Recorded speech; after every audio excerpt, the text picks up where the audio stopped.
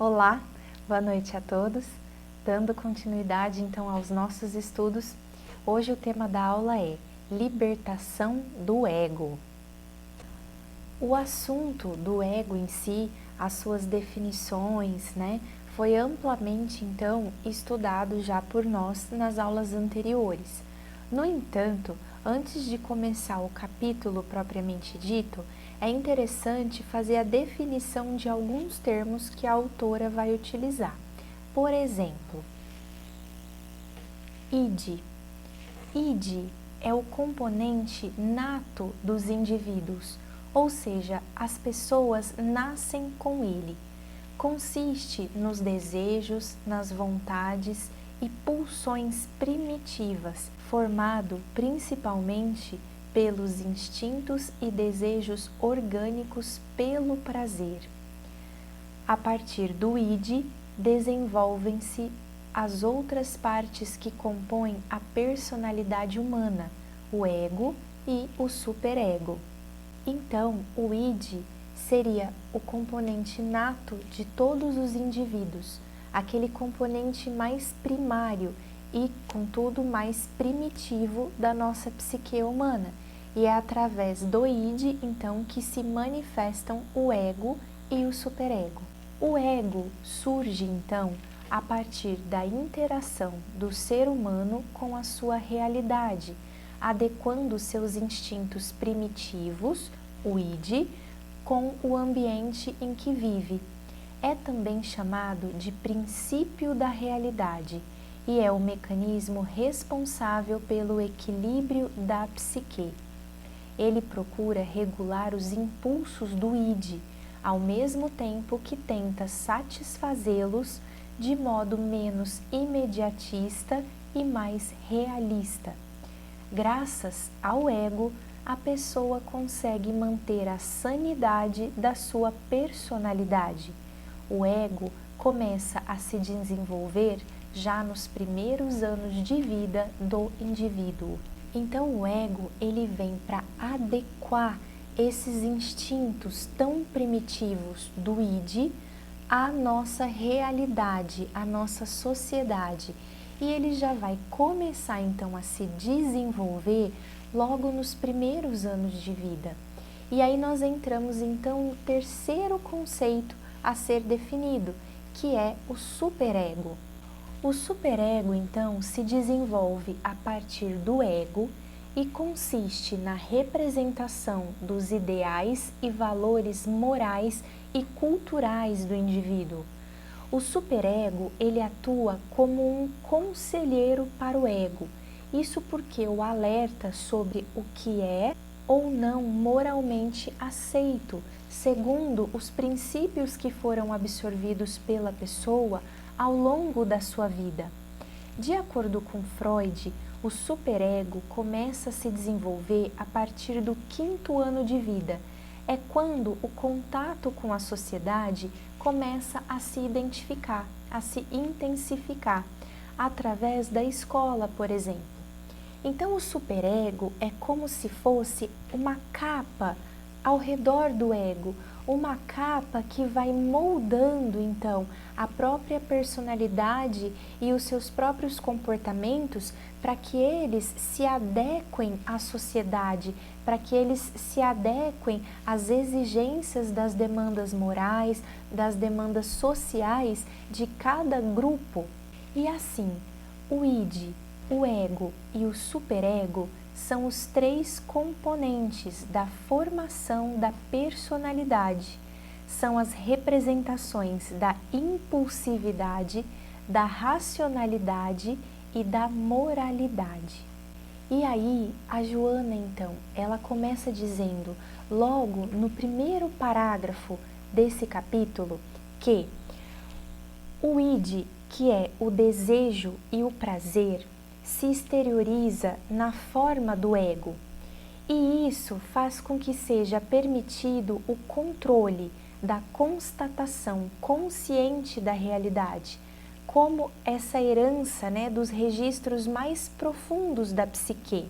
Então, todo aquele nosso primarismo emocional, ou seja, toda aquela nossa herança emocional mais primitiva, que nós também estudamos em aulas anteriores, que vai derivar então do nosso id, vai se aflorar, vai se manifestar através do nosso ego. E é por isso que nós dizemos também que o ego ele está tão atrelado a essas sensações primitivas, a essas sensações até mais animalescas do ser. Então veja, dentro do nosso processo evolutivo, nós temos aqui na escala mais baixa os caracteres mais fortes das sensações. Aqui, nessa base, predomina-se ainda o instinto como um guia do comportamento, até o momento em que vão surgindo os pródromos da razão e do discernimento. Até isso acontecer, nós estamos então atrelados e fixados aos caracteres mais fortes das sensações, que vão facultar todo o campo para o desejo do poder, para que esse poder seja manifestado de diversas formas, inclusive também da predominância sobre as espécies mais fracas, que é o que nós vemos tanto dentro do reino animal, mas ainda manifestado dentro da nossa própria conduta social. E aqui também, nessa base mais baixa do processo evolutivo, estão ainda os processos de prazer, que são expressos então na volúpia dos desejos automatistas.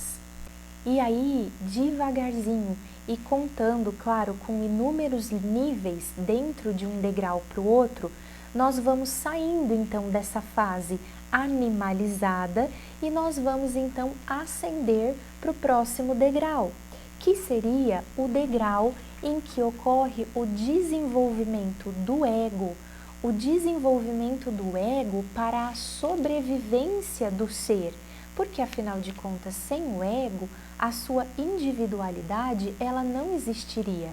E veja, o ego não é algo ruim. O ego, ele é necessário que se manifeste dentro da psique humana. Ele é um processo de evolução da psique. Nós é que estamos num momento agora em que nós precisamos deixar o ego, certo? E caminhar para o contato da nossa centelha divina.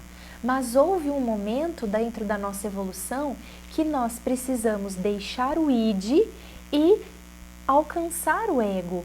Então, muito cuidado, porque a intenção nunca é matar o ego ou se desfazer do ego.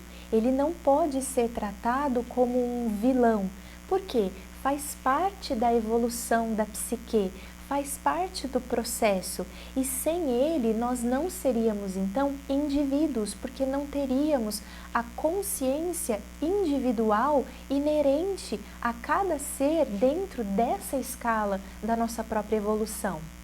Então veja, dentro desse próximo degrau aqui, lentamente foi se desenvolvendo o próprio ego, que passou a ser o elemento básico para a sobrevivência consciente do ser e que foi então se enraizando na nossa psique e se exteriorando na personalidade. E aí então nós vamos caminhando para o próximo degrau, que seria o que então? Ter a consciência do que é o ego, para que a gente tenha então o controle dessas sensações manifestadas ainda pelo individualismo. Por quê? Como já foi dito, o ego não é um vilão.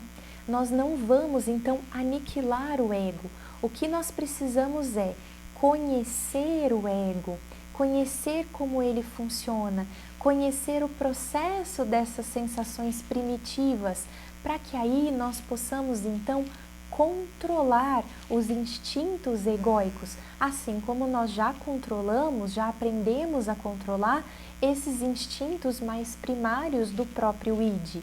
E aí, a partir então do controle do ego, nós vamos conseguir então adentrar no próximo degrau, que seria o degrau então já do contato com o self, ou seja, do autoconhecimento profundo e do contato com a centelha divina.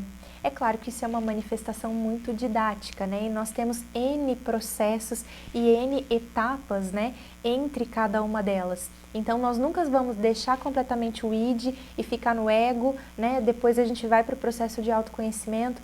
Como nós somos altamente imperfeitos, então existem ainda seres humanos que trazem muitos instintos muito primitivos, né? Muito animalescos. E aí, o problema começa aonde?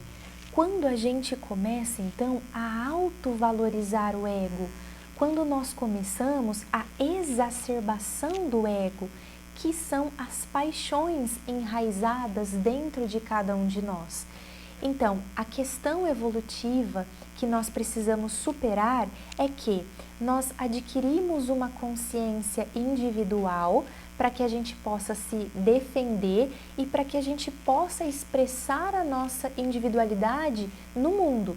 Isso é o ego.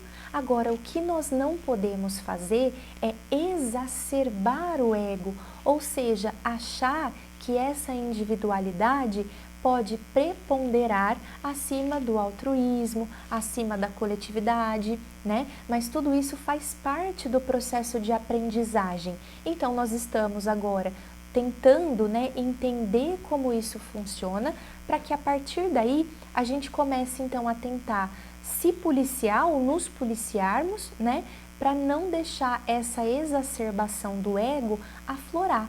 Porém, a Joana deixa claro que a evolução inevitavelmente fará com que o ser supere esses condicionamentos mais primários. Então, todos nós vamos superar o ego, uns mais rapidamente, outros mais lentamente, vai depender de cada um de nós. E aí, o bacana aqui é que ela faz uma espécie até de passo a passo, para que a gente possa fazer essa libertação do ego.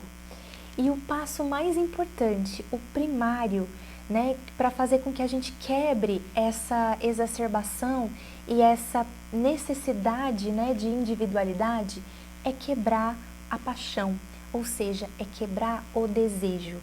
No budismo, né, Buda já dizia que o homem só sofre pelo desejo. Então ela diz o seguinte, olha, o primeiro passo aqui seria a autossuperação dos desejos da libido. E em capítulos posteriores, que nós ainda não estudamos, mas nas relações conjugais, vocês vão ver que ela deixa claro que a monogamia representa um momento culminante para a evolução sociomoral.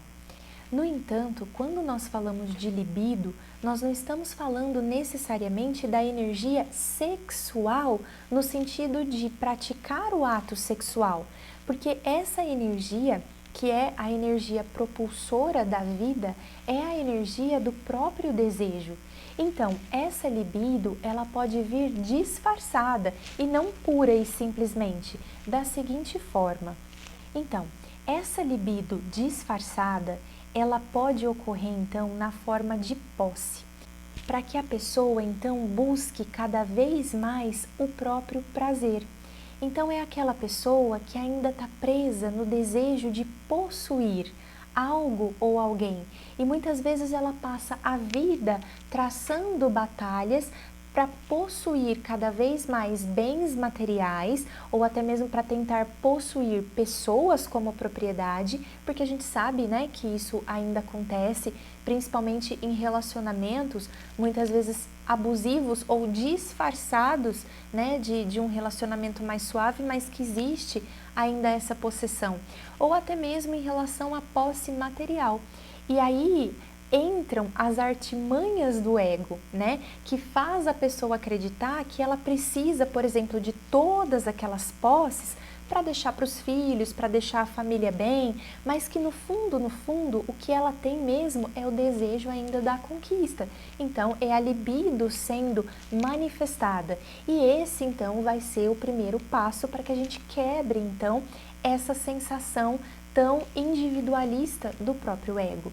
Mas a libido, ela pode se disfarçar também de renúncia aparente, que é aquela situação em que a pessoa aparentemente está renunciando, por exemplo, né, vou dar um exemplo aqui aos seus bens materiais, mas no fundo, ela está fazendo isso como uma forma também de prazer para ela mesma, porque ela faz isso na intenção, lá dentro, ela com ela mesma, das pessoas olharem para ela e falarem, poxa, como ela é boa, como ela é altruísta. Seria uma espécie de uma autopropaganda ou de uma autopromoção de si mesma. A libido, ela também pode se disfarçar em forma de acúmulo de coisas, para desfrutar então do prazer.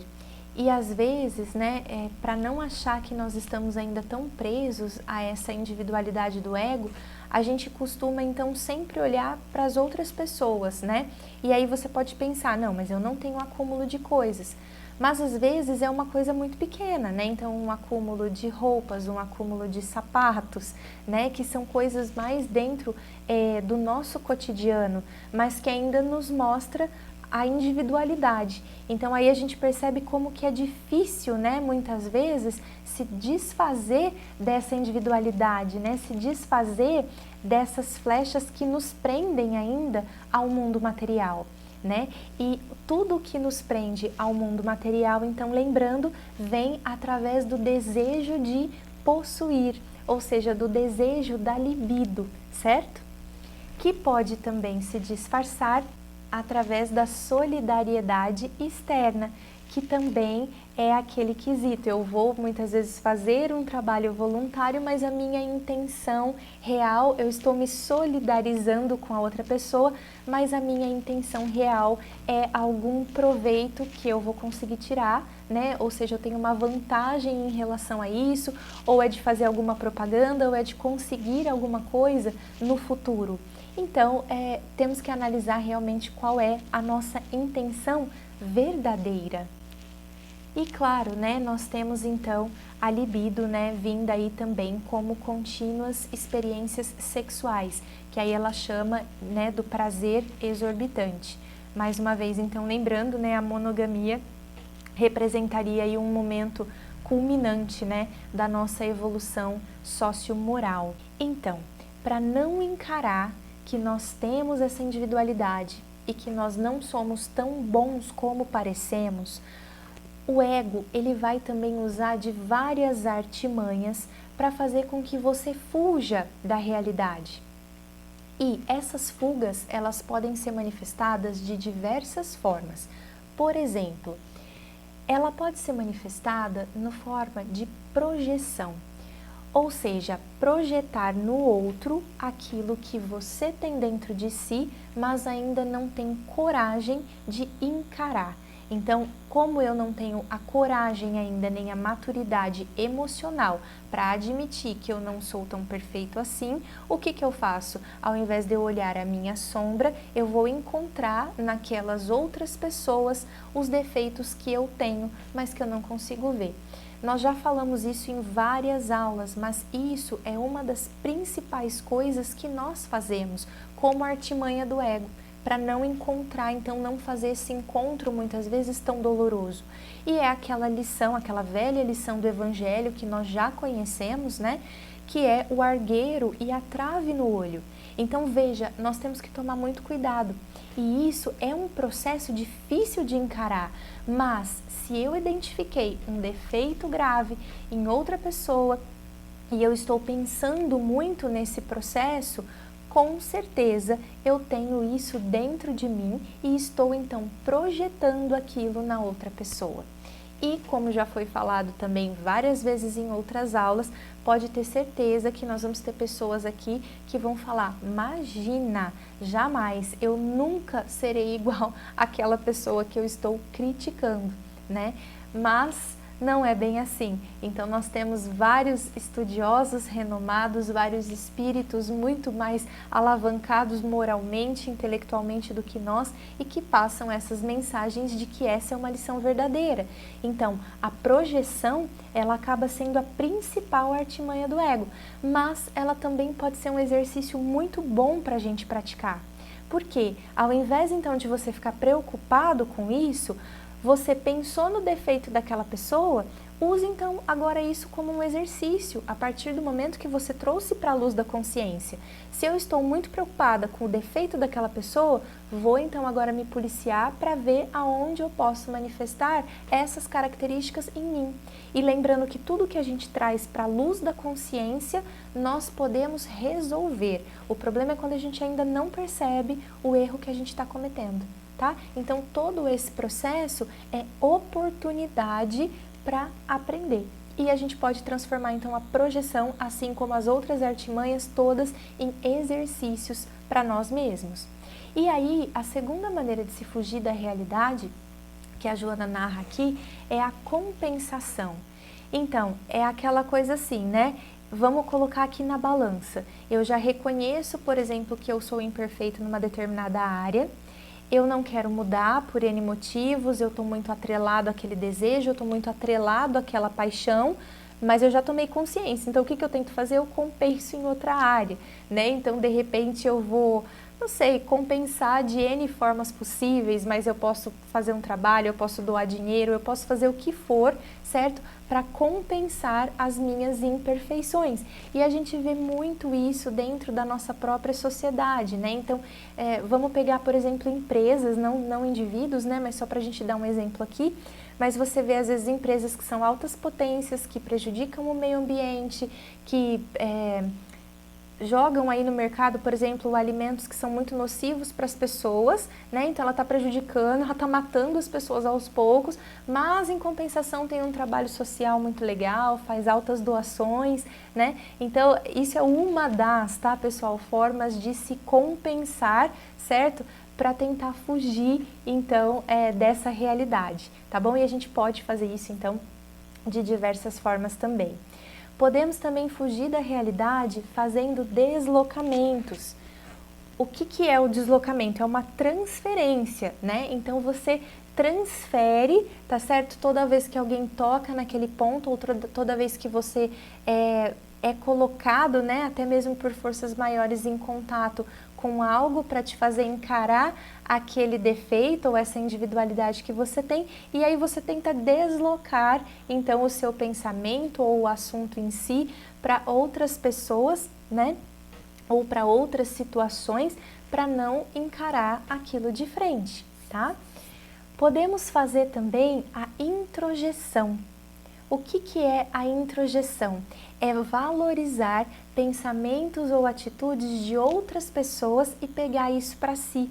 Então são aquelas pessoas, por exemplo, que vão moldando a sua personalidade, né, e as suas condutas para agradar a algumas pessoas, para agradar um determinado, né, grupo social, ou para agradar às vezes até o próprio cônjuge. Então a pessoa ela vai se usando daquelas ideias, ela não manifesta ideias próprias, né? Então são pessoas assim muito inibidas até, porque não permitem o desencadeamento das próprias ideias e precisam então sempre manifestar ideias alheias como se fossem suas, né? E isso vai fazendo também todo um processo, então, de dificultar, né, o conhecimento de si mesmo, de quem você é, porque a partir disso que nós vamos criando, e de todos esses processos que nós estamos falando, todas aquelas subpersonalidades que nós já estudamos também em detalhes, né, mas que dificultam, então, o nosso contato com o nosso autoconhecimento. Podemos fazer também, né, a fuga da realidade através da racionalização. Então eu vou pensando demais e vou moldando essa realidade de uma forma intelectualizada, né, mas usando artifícios muitas vezes que não condiz com a própria verdade absoluta que nos é ensinada então através da própria doutrina. Então, tudo isso, pessoal, todas essas artimanhas do ego, na verdade, são as exacerbações do superego, que é então aquela face mascarada do ego, é a última camada. Então, sempre voltando aqui, né, nós teríamos aqui o ego evidente, certo? Que seria então a individualidade em si, e aí ao redor então essa camada externa que é o nosso superego, é o que molda, né, aquilo que a gente acha que a gente deve ser para ser aceito, né, pela sociedade, para ser aceito pelas pessoas ou para satisfazer também os nossos próprios caprichos mais íntimos, né, da nossa alma. E aí fica claro então aqui pela Joana que a disciplina mental é o principal recurso para que a gente consiga vencer essa luta interna, né, que nos move com essa maneira tão apaixonada mesmo, atrelada a esses desejos e atrelada a essas paixões que vão então sempre resultar em sofrimento. Quanto mais desprendidos nós formos, melhor, menos sofrimento vai estar atrelado à nossa própria psique e às nossas próprias energias vitais. E aí, dentro do processo evolutivo agora, nós podemos então definir didaticamente em 3 outros processos de desprendimento. Nesse primeiro degrau, então, aqui, nós estamos preocupados com aquilo que é meu. Então, quanto mais animalizado eu estou, mais eu quero para mim, mais eu quero essa posse. Quando eu vou evoluindo um pouquinho mais, eu já começo a querer não só para mim, é meu e é seu. Então, aqui vai ser no processo em que nós, a maioria de nós, ainda está. Né? Nós não queremos mais essa individualidade tão grosseira, tão animalizada, e nós já somos capazes então de dividir com a nossa família, com os nossos amigos, com o nosso ente querido, né? Não com todos os nossos irmãos, porque ainda não temos condição, né, de manter essa visão, mas pelo menos com aqueles que eu amo e com aqueles que eu sou afim, eu já consigo dividir, eu já consigo pensar neles de uma forma altruísta também. E aí só cuidado para não cair novamente em uma artimanha do ego, tá certo? Porque mesmo em relação aos meus familiares, se eu faço, então, para o meu familiar, se eu me dou para alguém, por exemplo, da minha família, ou meu cônjuge, ou até mesmo no meu trabalho, o que acontece? Se eu estou me doando, mas depois eu sofro porque não houve o reconhecimento, então, na verdade, eu não tive uma atitude altruísta, eu fiz aquela solidariedade aparente. Por quê? Porque eu me doei, entre aspas, mas eu estou esperando a retribuição, o carinho, o amor, a consideração, né, em troca. E aí, o que acontece? Eu só fiz para que fosse reconhecida, logo não fui, então dessa forma sofro, tá certo? Percebam como realmente é um processo complexo, né? Para a gente se desprender disso, porque às vezes a gente acredita que nós estamos realmente ajudando, mas novamente, a nossa intenção primária é receber o reconhecimento em troca, ou receber algum outro tipo de recompensa. Até mesmo as recompensas, né, espirituais, do bônus hora, da vaga no céu, né, e por aí vai, tá bom?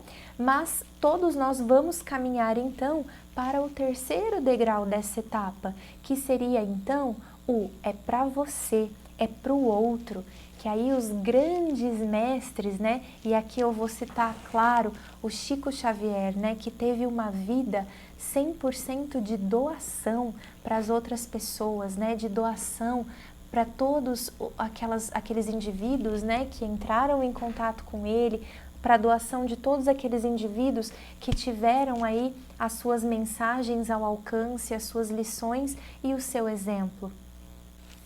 E aí, toda forma então de ascensão, ou seja, de evolução, vai exigir muito esforço, no que se compensa pelas alegrias das conquistas adquiridas.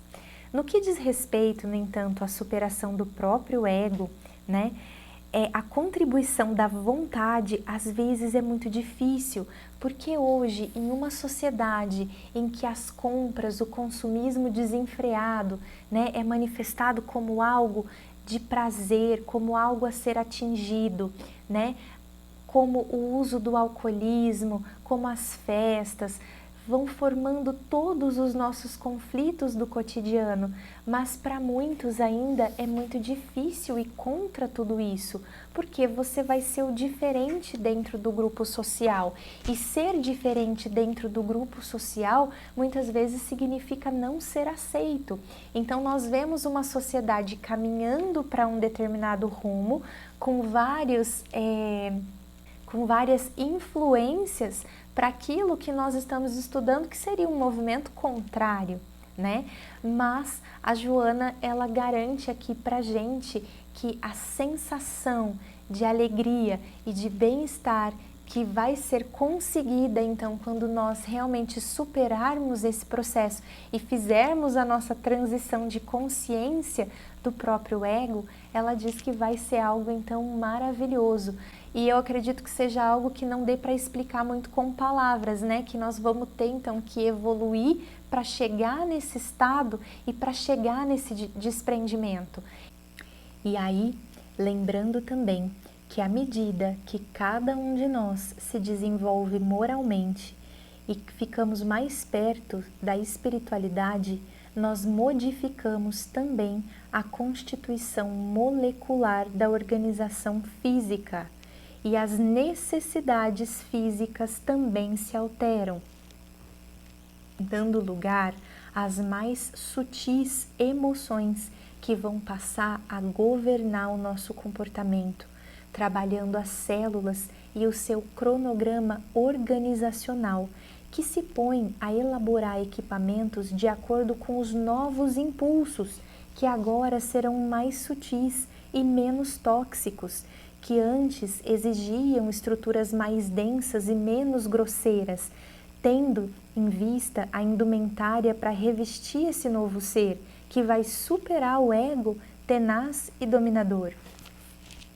Então, todo esse processo vai modificar, inclusive a nossa parte física, que nós já sabemos que está atrelada, né, ao nosso espírito através do nosso perispírito. Também já estudamos isso. Outro dia eu ouvi uma reflexão muito importante.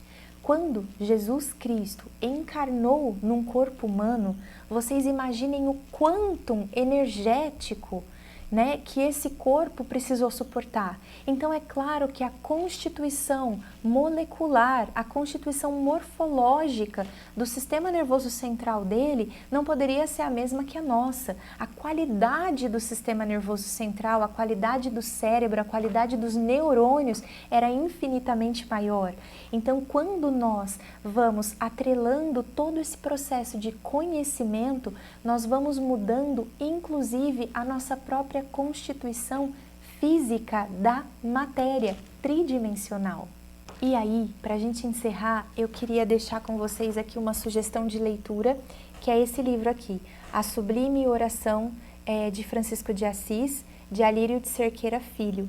Esse livro, ele pega toda a oração de São Francisco e ele trata a oração, ele nos mostra que essa oração é, na verdade, a verdadeira oração de desprendimento do ego. E ele vai falando, então, passo a passo, como que nós podemos, então, transpor todos esses sentidos mais primitivos, por exemplo, de tristeza, qual é o movimento egóico da tristeza, qual é o movimento de superação da tristeza, para que a gente transforme tudo isso em alegria. Então ele vai pegando cada verso da oração e ele vai nos ensinando a fazer o desprendimento do ego. Esse livro aqui, ele é maravilhoso, vale muito a pena a gente estudar. E aí, sabendo então agora que a oração de São Francisco é a verdadeira oração de desprendimento do nosso ego, vamos ficar com ela juntos para que a gente reflita então sobre cada palavra e para que a gente consiga então meditar sobre tudo isso. Muito obrigada, boa noite e até a próxima aula.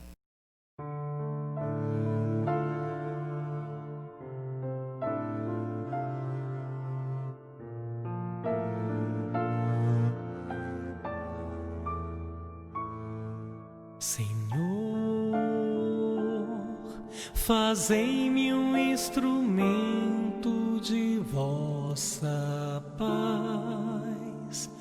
Onde houver ódio, que eu leve o amor. Onde houver ofensas, que eu leve o perdão. E onde houver discórdia, que eu leve a união. Onde houver dúvidas, que eu leve a fé. Onde houver erros, que eu leve a verdade. Onde houver desespero, que eu leve a esperança. Onde houver tristeza, que eu leve a alegria. E onde houver trevas, que eu leve a luz. Oh, Mestre, fazei que eu procure mais consolar que ser consolado, compreender que ser compreendido, amar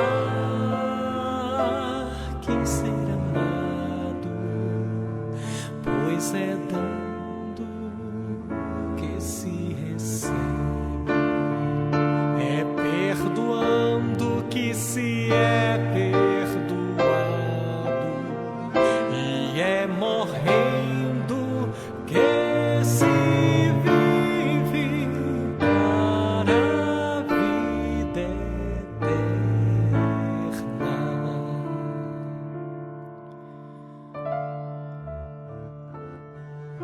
Ó Mestre, fazei-me um instrumento de vossa paz. Onde houver ódio, que eu leve o amor. Onde houver ofensas, que eu leve o perdão. Onde houver discórdia, que eu leve a união. E onde houver dúvidas, que eu leve a fé. Onde houver erros, Mestre amado, que eu leve a verdade. Onde houver desespero, a grandeza da esperança. E onde houver tristeza, a tua doce alegria. E onde houver trevas, que eu leve a luz. Ó Mestre, fazei que eu procure mais consolar que ser consolado, compreender